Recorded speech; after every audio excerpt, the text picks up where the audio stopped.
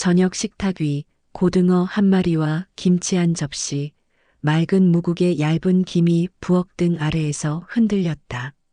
테이블보의 미세한 얼룩, 수저통에서 수저를 꺼낼 때마다 나는 금속성의 가벼운 떨림, 가스레인지 위 불꽃의 미세한 숨소리까지 이 집의 저녁은 오래된 습관처럼 반복되고 있었다. 정복수는 손주 지민의 밥그릇에 살을 바를 때마다 손가락에 굳은 살이 젓가락을 밀었다. 생선살은 아이 먹여야지. 넌 김치만 먹어도 돼. 말은 조용했지만 논리보다 더 오래된 생존의 질서처럼 단단했다. 며느리 윤소희의 눈썹이 느리게 올라갔다. 어머니, 요즘 애한테 이런 거 잘 안 먹여요. 비린내가 옷에 배요. 복수는 젓가락을 조용히 내려놓았다. 우리 땐 냄새가 밥맛이었지. 아들 현수는 물컵을 들었다 놓으며 애매한 미소를 만지작거렸다. 여보, 그냥 드시게 해. 소희는 한숨을 짧게 뱉고는 말끝을 세웠다. 시대가 달라요. 저도 제 방식대로 하게 해주세요. 짧은 침묵. 부엌 등의 노란 링이 식탁 표면에 둥근 빛을 내려앉혔다. 같이 사는 집인데 왜 이렇게 외롭지? 창문을 반쯤 열자 가을바람이 커튼을 부풀렸다 오므렸다. 골목에서 상자 접는 소리, 멀리서 들리는 오토바이의 마른 파열음, 개 짖는 소리가 얇은 벽지를 몇 번이나 통과해 다가왔다. 거실에서 낮은 말들이 오갔다. 현수 씨, 엄마한테 따로 사시라고 해요. 우리 생활이 너무 불편해요. 현수의 숨이 얇게 흔들렸다. 조금만 더 지켜보면 안 될까? 언제까지요? 문지방에 기대 서 있던 지민이 조심스럽게 말을 붙였다. 할머니, 나 고등어 좋아해요. 복수는 고개를 돌려 아이를 보았다. 눈동자의 식탁 불빛이 작게 흔들렸다. 그래, 네 말이 제일 예쁘다. 그 말은 방 안의 온도를 미세하게 올렸지만 이미 굳어가던 결심을 녹이진 못했다. 밤 복수는 방으로 들어가 전등을 끄고 이불을 끌어당겼다. 천의 거친 결이 손끝을 스쳤다.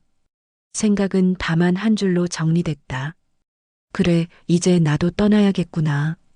문 뒤쪽에서 접시들이 부딪히는 소리, 수도관을 타고 내려오는 물의 낮은 울림, 누군가 내일을 의논하는 얇은 음성이 얇은 벽지를 흔들었다. 복수는 눈을 감았다. 눈앞에 오래전 공장 야간조의 기계가 돌아가던 소리가 되살아났다. 리듬은 똑같았다. 견디는 삶의 리듬. 오늘도 내일도. 아침의 공기는 부엌 세제와 어제 지진 김치전의 잔향이 섞여 있었다. 커튼 틈 사이로 얇은 빛이 들어와 바닥에 긁힌 자국을 드러냈다. 복수는 장롱 깊숙이 숨겨둔 천가방을 꺼냈다. 낡은 수첩, 약봉지, 그리고 모서리가 달아 말린 갈색 봉투. 봉투의 도장은 희미했지만 내 모서리는 질서정연했다. 때가 오면 쓴다. 아직은 말하지 않는다. 현수가 조심스럽게 물었다. 정말 나가실 거예요? 복수는 가방을 닫으며 고개를 끄덕였다. 사람이 불편하면 집도 병이 들어. 소희는 앞치마 끈을 쥔 손가락에 자꾸 힘을 줬다 풀었다. 서로를 위해서라도 떨어져 사는 게 나아요. 저도 노력해 볼게요. 말은 예뻤지만 균형을 잃은 체면의 무게가 목소리를 비스듬히 눌렀다. 복수는 그 눈빛을 가볍게 지나쳤다. 서로가 편해질 방법이 그것뿐이라면. 현관에서 지민이 손을 붙잡았다. 할머니, 언제 와요? 내가 부르면 언제든지. 아이의 이마에 손바닥을 얹어 살짝 눌렀다. 그 온기가 송금 사이로 오래 남을 거라는 예감이 들었다. 버스 정류장까지 걸으며 복수는 동네의 익숙한 소리들을 한 번 더 채집하듯 귀에 담았다. 미용실의 드라이어, 반찬 가게 비닐봉지의 사각거림, 세탁소 스팀에 터지는 소리. 버스 창에 비친 자신의 얼굴은 잠깐 낯설었다가 금방 익숙해졌다. 나이보다 오래된 표정, 표정보다 오래된 자세. 고시원 골목의 철문은 삐걱거리는 소리로 새 손님을 맞았다. 계단에 먼지 냄새가 약하게 올라왔다. 방은 작았지만 작은 것이 불편함만을 뜻하진 않았다. 높은 창으로 얇은 빛이 들어오고 오래된 형광등은 잠깐 떨렸다가 멎었다. 복수는 매트를 탁탁 두드리고 이불을 개어 올렸다. 사람이 눕는 자리가 집이다. 전기포트에 물을 올리고 컵라면 뚜껑을 반쯤 접었다. 뜨거우면 덜 외롭지. 김이 서서히 올라와 얼굴을 덮었다. 김 때문인지 아니면 마음 때문인지 눈물이 맺혔다. 해가 기울 무렵 전화가 울렸다. 엄마 불편하면 언제든지 말해요. 그래. 너도 잘 지내라. 전화를 끊자 방은 작은 진동을 멈춘 듯 잠잠해졌다. 복수는 봉투 모서리를 손끝으로 눌러보았다. 종이의 각이 피부를 찍었다. 마음도 그렇게 다잡혔다. 봉투를 이불 밑 깊숙이 밀어넣고 불을 껐다. 어둠은 작았고 그만큼 견딜만 했다. 며칠 뒤 슈퍼 사장은 계산대 위로 전단지를 밀었다. 보일러 점검 알바요. 손재주 좋으시잖아요. 관리소에서 하루 교육해 준대요. 배우면 되죠. 관리소 사무실의 공기엔 오래된 도면과 컵라면, 스프, 볼펜 잉크 냄새가 섞여 있었다. 짧은 교육이었지만 복수는 한 글자도 놓치지 않으려는 사람처럼 고개를 끄덕였다. 밸브 잠그고 압력 체크하고 누수 확인. 물이 금지. 안전 스위치 반드시. 밸브는 시계 반대죠? 네. 표시 보시면 됩니다. 첫 점검은 오래된 연립. 초인종을 누르자 젊은 부부가 급히 문을 열었다. 기사님, 방이 너무 차가워요. 아기가 자꾸 콜록거려요. 금방 봐요. 손전등을 입에 물고 무릎을 꿇었다. 차가운 바닥에 먼지가 무릎을 파고들었다. 나사는 헐거워 있었고 배관의 고무링은 굳어 있었다. 망치 끝으로 철을 톡톡 두드릴 때마다 집안 공기가 아주 미세하게 흔들렸다. 손끝에 붉은 자국이 생겼지만 표정은 흔들리지 않았다. 지금은 임시로 살려놨고 내일 부품 바꾸면 확실히 좋아져요. 젊은 엄마가 연신 고개를 숙였다. 보일러 통풍구에서 따뜻함이 아주 조금 새어나왔다. 그 미미한 온기가 어쩐지 집 전체를 달래는 것 같았다. 돌아오는 길, 복수는 빵집 유리창에 김이 서린 걸 보았다. 유리창 안쪽에서 복슬복슬한 식빵이 씻고 있었다. 식빵 하나를 종이봉투에 받아들었다. 종이의 온기가 손바닥으로 스며들었다. 고치면 마음도 조금 고쳐지지. 고시원 방으로 돌아와 식빵을 얇게 썰어 김치와 먹었다. 단단했던 위가 서서히 풀렸다. 늦은 저녁 휴대폰 화면이 켜졌다. 어머니, 잘 지내시죠? 필요한 건 없으세요? 복수는 빈 복도의 그늘을 한번 바라보고 짧게 답했다. 괜찮다. 너도 지내라. 이불을 펴기 전 봉투를 꺼내 등기부 등본과 매입계약서 사본을 확인했다. 날인과 날짜, 지번과 도면, 선이 마음을 차분하게 눌러주었다. 수첩의 첫 장에는 면적, 단가, 세금 비율이 작은 글씨로 무수히 적혀 있었다. 작게 중얼거렸다. 돈은 말이 많다. 그래서 조용히 있어야 한다. 창문 틈새로 들어온 바람이 커튼을 미세하게 흔들었다. 그 흔들림이 마치 누군가의 안부처럼 느껴졌다. 주말 현수와 소희는 부동산을 몇 군데 돌았다. 반짝이는 파티션 뒤에서 영업사원의 미소가 번졌다 줄었다. 전세 만기, 학원비, 자동차 할부, 카드, 명세, 거래처 접대 보이는 얼굴과 보이지 않는 구멍들이 한 테이블 위에서 서로의 그림자를 밟았다. 상담 테이블의 유리 표면엔 여러 손이 지나간 지문이 겹겹이 남아 있었다. 대표님 저녁 자리 제가 잡아둘게요. 분위기 있는 대로요. 소희가 말했다. 현수는 고개를 끄덕였지만 시선은 도면의 빈 칸을 향했다. 빈 칸엔 언제나 희망이 적히기도 빚이 적히기도 했다. 집으로 돌아와 소희는 참던 말을 꺼냈다. 이 와중에 어머니는 고시원이에요? 사람들한테 뭐라고 설명해요? 현수는 입술을 깨물었다. 잠깐이래. 잠깐이 1년 되는 거 금방이에요. 체면 좀 지켜요.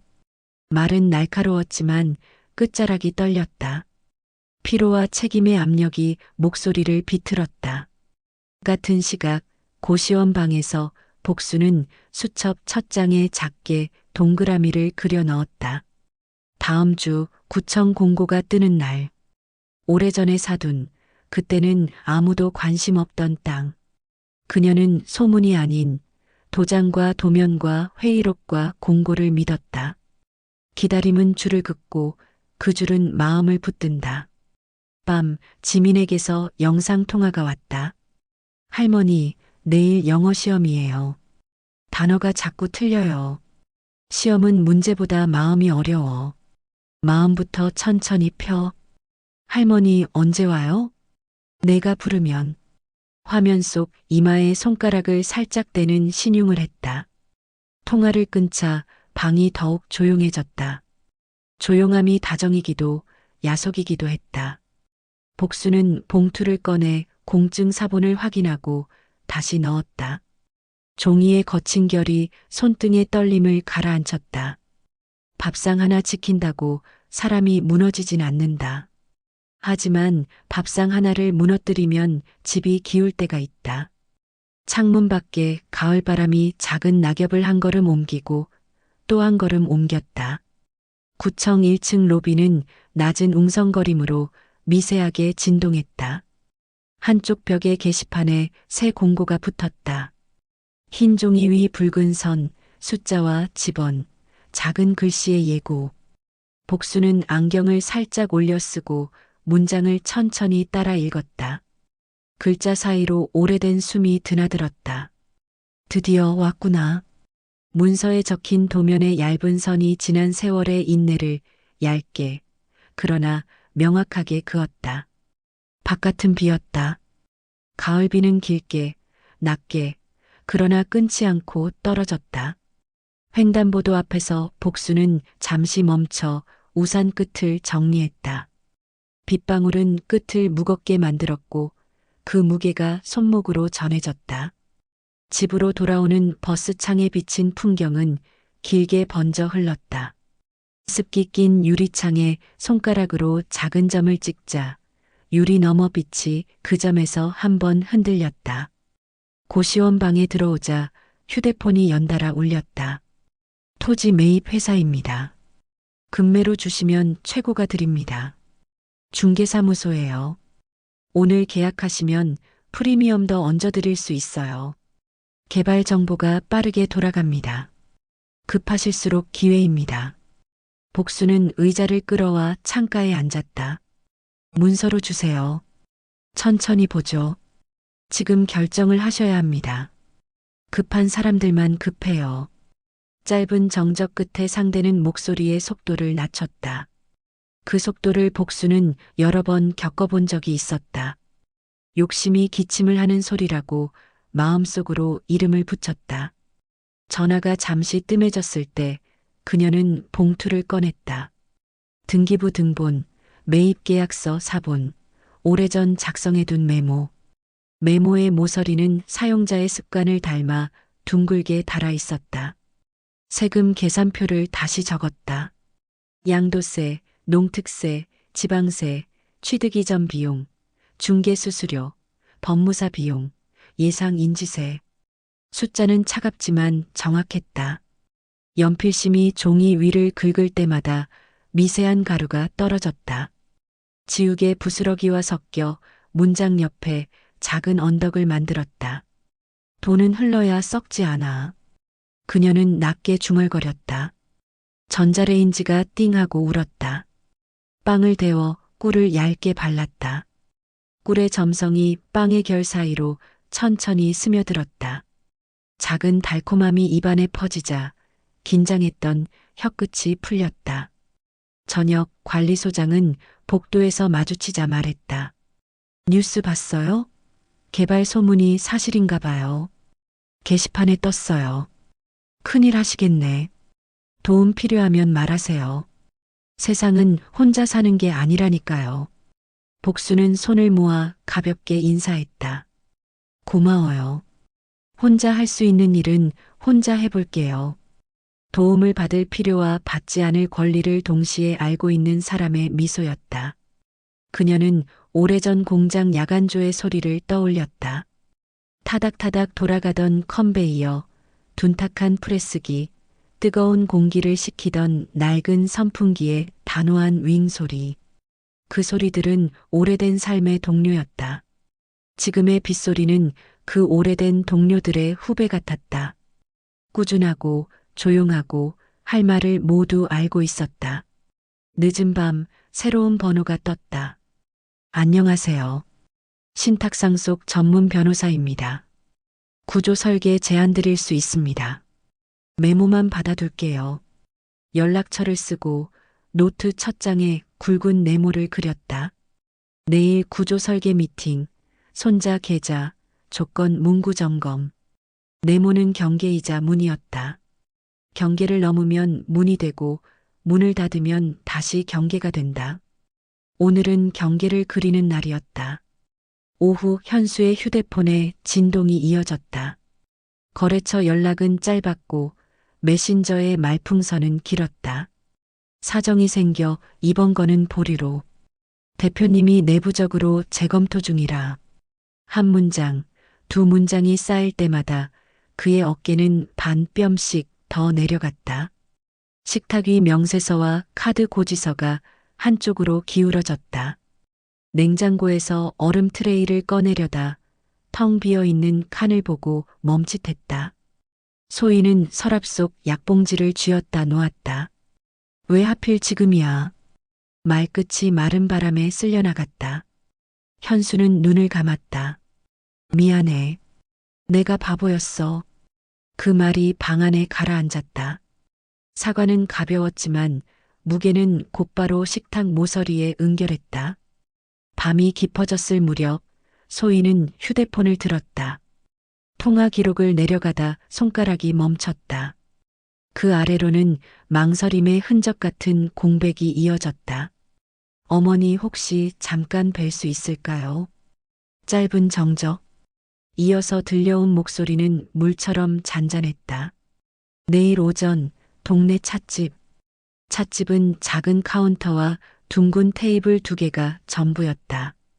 테이블 위 라떼 거품은 잠깐 반짝이고 이내 매끈하게 가라앉았다. 소희가 먼저 입을 열었다. 도와주세요. 한 번만요. 우리 무너졌어요. 복수는 물컵을 반바퀴 돌렸다. 물결이 유리벽을 타고 한 바퀴 돌아왔다. 돈이 필요해? 아니면 사람이 그리워서 온 거야. 둘 다예요. 하지만 먼저는 돈. 정직한 대답은 때로 잔인하다. 그러나 잔인함이 없는 정직도 있다. 복수는 그 차이를 알고 있었다. 알겠어. 다만 나는 너희에게 지금 당장 돈을 줄 생각은 없어. 사람이 먼저야. 그럼 우린 소희의 목소리가 흔들렸다. 아직 말 안 끝났어. 복수는 가방에서 작은 봉투를 꺼냈다. 이건 지민 이름의 계좌야. 등록금, 책, 학원비는 여기서 나가. 그 애의 길은 끊지 말자. 소희의 입술이 떨렸다. 감사합니다. 그리고 우리 같이 살긴 아직 어려워. 대신 밥은 같이 먹자. 일주일에 한 번, 꼭. 소희는 고개를 끄덕였다. 지킬게요. 제가 준비할게요. 잠시 침묵. 찻집 스피커에서 오래된 팝송이 낮게 흘렀다. 가사 중 몇 단어만 또렷했고 나머지는 배경에 가라앉았다. 소희는 머그컵을 두 손으로 감쌌다. 컵의 온기가 손바닥을 채웠다. 속에서 처음으로 힘이 돌아오는 느낌이 들었다. 밖으로 나오니 빗줄기가 더 가늘어져 있었다. 밤 공기는 차가웠다. 소희는 하늘을 올려다보았다. 구름 사이로 달빛이 얇게 스며 있었다. 사람이 먼저라는 말이 귀 안쪽에서 계속 맴돌았다. 그 말은 어떤 빛보다 먼저 떠오르는 문장이었다. 그 시각 복수는 버스 안에서 창을 등지고 앉아 있었다. 흔들리는 차창에 비친 자기 얼굴은 오래된 사진처럼 잿빛이었다. 그러나 눈동자 깊은 곳에는 알 수 없는 빛이 조용히 남아 있었다. 길게 와서 길게 간다. 그녀는 그렇게 생각했다. 오래 걸려 만들어진 길은 쉽게 끊어지지 않는다. 이어 붙이는데도 역시 시간이 필요할 뿐이었다. 낮에 햇살이 공증 사무실 유리창을 흘렀다. 얇은 블라인드 사이로 빛이 줄무늬를 만들었다. 테이블 위에는 흰 종이, 붉은 도장, 검은 펜, 은색 스테이플러가 각자의 자리에서 말을 아꼈다. 복수는 서류 첫 장을 손바닥으로 쓸어내렸다. 종이의 마찰음이 작게 났다. 변호사가 조용히 설명을 시작했다. 신탁 구조는 이렇게 설계하겠습니다. 수익자는 손자, 일부는 지역 장학회, 생활비는 본인. 그리고 아들과 며느리는 조건부로. 변호사는 고개를 들었다. 조건부요? 1년 동안 빚 정리 계획을 세우고 서로에게 욕하지 않기. 밥을 주 1회 같이 먹기. 어기면 다음 분기 지급 보류. 문장으로 정확히요. 변호사의 입꼬리가 아주 약하게 올라갔다. 특이하지만 무척 건강한 조건입니다. 복수는 펜을 들어 몇 군데 문장을 더 짧게 다듬었다. 길게 쓰면 마음도 길어져 흐트러진다. 짧게 쓰면 마음도 짧게 모인다. 도장 위 붉은 잉크가 균일하게 번졌다. 도장을 찍는 순간 종이는 결심의 증거가 되었다. 복도 의자에 앉아있던 현수와 소희가 일어섰다. 소희의 손목에는 얇은 실금처럼 붉은 자국이 있었다. 긴장을 팔찌처럼 차고 다닌 흔적. 복수는 작은 봉투를 내밀었다. 급한 체납 정리용. 대신 오늘은 나랑 밥 먹자. 근처 식당으로 걸음을 옮기는 동안 바닥의 타일이 일정한 간격으로 발끝을 맞았다. 발끝의 규칙이 마음의 규칙이 되길 바랐다. 식당에서 고등어가 철판 위에서 지글거렸다. 기름방울이 작은 폭죽처럼 튀었다. 복순이 젓가락으로 살을 발라 지민의 밥그릇 위에 올렸다. 생선살은 아이 먹여야지. 소희가 고개를 들었다. 깊게 들어가 있던 어깨가 아주 조금 올라왔다. 네. 짧고도 분명한 대답이었다. 그 한마디는 수많은 변명보다 멀리 갔다. 식사가 끝나갈 무렵 복수는 조용히 말했다. 내가 가진 게 있다. 그걸로 너희를 가르칠 수는 있어도 대신 살아줄 순 없어. 현수가 조심스럽게 물었다. 어머니 혹시 얼마나? 숫자는 중요하지 않아. 다만 너희가 사람이 되면 돈은 길을 잃지 않아. 그 말은 선언 같았고 동시에 부탁 같았다. 선언은 마음을 세우고 부탁은 마음을 쓰다듬는다. 두 가지가 같은 문장 안에 있었다. 식당을 나서며 복수는 유리문에 비친 세 사람의 모습을 잠깐 보았다. 비친 그림자는 서로의 팔과 어깨를 아주 살짝 겹치고 있었다.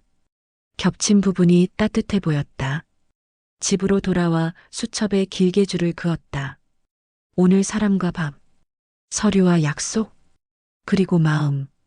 창문을 열자 낮의 공기가 아직 방 안 어딘가에 남아있는 듯했다. 그 공기가 종이 냄새와 섞여 조금 묵직한 안도감을 만들었다. 일요일 저녁, 식탁 위에 그릇들이 차례로 놓였다. 된장국의 김이 둥글게 올라오고 겉절이는 날것의 색을 품었다.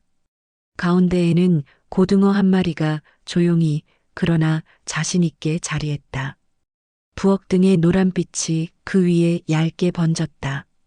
소희가 앞치마 끈을 정리하며 말했다. 어머니, 오늘 저는 김치만 먹을게요. 대신 아이한테 살 많이 주세요. 복순이 부드럽게 웃었다. 다 같이 먹어야 맛있지. 현수가 고개를 들었다. 손끝이 부르르 떨렸지만 목소리는 또렷했다. 엄마 미안했어요. 오래 늦지 않았다. 밥이 식기 전에 사과했으니 말들이 그릇 사이로 스며들었다. 긴장 대신 온기가 돌아 테이블보의 섬유를 따라서 번졌다. 잠시 후 지민이 물었다. 할머니, 우리 언제 같이 살아요? 복수는 아이의 눈을 바라보고 천천히 말했다. 함부로 약속하진 말자. 약속은 밥처럼 매번 지켜야 하니까. 소희가 곧장 받았다. 그럼 일단 매주 밥 꼭 지키겠습니다. 제가 준비할게요. 그 말이 오늘 식탁의 마지막 양념처럼 전체에 고르게 퍼졌다. 식사가 끝나자 싱크대의 스테인리스는 물방울을 작은 별처럼 반짝였다. 물방울 하나가 선을 따라 미끄러졌다. 소희가 고무장갑을 끼고 접시를 헹궜다. 접시 모서리에 남은 거품이 물살 속에서 흰 구름처럼 흩어졌다. 복수는 가방에서 노란 메모를 꺼냈다. 지민아, 이건 내 거다. 내 이름의 장학 통장. 내가 공부하고 싶을 때 마음껏 해라. 대신 하나만 약속해. 뭔데요? 사람의 가치는 가진 게 아니라 남긴 마음으로 정해진다. 지민의 눈이 반짝였다. 네. 약속? 짧은 대답이었지만 그 안에는 한 사람의 인생을 곧게 세울 만큼 충분한 방향이 들어 있었다. 창문을 열자 가을바람이 식탁 위를 지나가며 커튼을 부드럽게 흔들었다. 바람이 고등어의 향을 슬쩍 훑고 나갔다. 골목 가로등이 하나둘 켜졌다. 먼 곳에서 아이들 웃음과 어른들의 낮은 수다가 바람을 타고 들어왔다. 복수는 창틀에 팔꿈치를 괴고 바깥을 바라보았다. 서류는 제자리를 찾았고 돈은 흐를 준비가 되었다. 사람들은 드디어 밥을 함께 먹기 시작했다. 바뀜이 식어도 온기는 쉽게 사라지지 않았다. 온기는 바닥을 덮고 의자 다리를 감고 발목을 지나 문지방을 건넜다. 골목의 공기도 조금 따뜻해진 듯했다. 복순이 젓가락을 마지막으로 내려놓으며 말했다. 밥 먹었으니 다시 살아보자. 모두 고개를 끄덕였다. 이제 다시라는 말은 미뤄둔 약속이 아니라 오늘 지키기 시작한 습관이 되었다. 식탁 위에 남은 빛이 조금씩 기울었다. 그 빛은 방 안의 물건들을 하나씩 쓰다듬고 나서야 창 밖으로 사라졌다. 그 빛의 뒷모습에 다음 일요일의 냄새가 이미 조금 섞여 있었다. 그리고 그 냄새는 오래 남을 예감과 닮아 있었다.